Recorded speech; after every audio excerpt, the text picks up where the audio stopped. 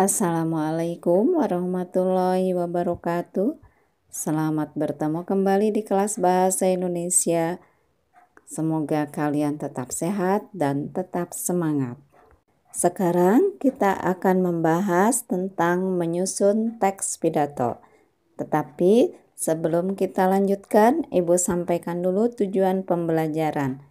Setelah kegiatan belajar mengajar, diharapkan siswa dapat menentukan langkah-langkah menyusun teks pidato, dan menyajikan gagasan, pikiran, arahan, atau pesan dalam pidato baik secara lisan maupun secara tertulis dengan memperhatikan struktur teks pidato. Tentunya kalian pernah kan melihat orang berpidato atau juga mungkin kalian juga pernah berpidato. Apa itu pidato? Yang dimaksud dengan pidato persuasif yaitu pidato yang bertujuan meyakinkan pembaca atau pendengar dengan menyajikan argumen dari sudut pandang si pembicara. Sebelum melaksanakan pidato, tentunya memerlukan persiapan, yaitu menyusun naskah pidato persuasif. Setelah naskah kita susun, tentunya kita bisa melakukan pidato atau berpidato. Langkah-langkah dalam menyusun pidato persuasif. Pertama, menentukan tema atau pokok pidato. Yang kedua, menentukan tujuan pidato. Pidato ini untuk apa sih? Apakah untuk menghibur orang ataukah untuk menyampaikan informasi? Tapi tentunya pidato persuasif yaitu untuk mengajak orang lain. Yang ketiga, mendaftar pokok-pokok pidato yang akan kita sampaikan. Hal-hal yang akan kita sampaikan atau dengan kata lain garis besarnya. Kemudian berikutnya menyusun kerangka pidato. Dan terakhir mengembangkan kerangka pidato. Ada beberapa metode berpidato. Pertama, manuskrip atau membaca naskah. Nah, saat berpidato dengan metode ini, kita jangan terpaku pada naskah atau menunduk terus pada naskah. Nanti saat kita menunduk pada naskah terus, bisa-bisa pendengar kabur. Metode yang kedua yaitu memoriter. Maksudnya dengan metode hafalan.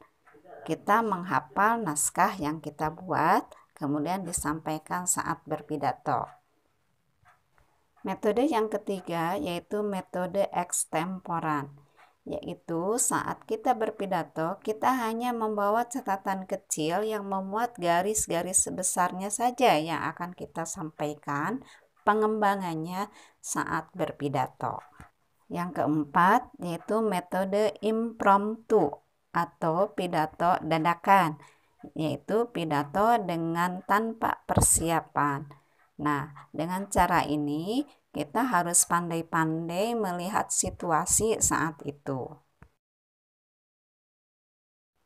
Di dalam berpidato, tentunya kita harus melakukan persiapan-persiapan. Yang pertama, persiapan materi yang nantinya kita akan membuat naskah pidato. Materi ini dapat kita ambil dari berbagai macam sumber, baik dari buku-buku maupun dari internet atau dari media yang lain. Yang kedua yaitu persiapan pendengar. Maksudnya kita harus mempersiapkan pidato kita sesuai dengan pendengar yang hadir.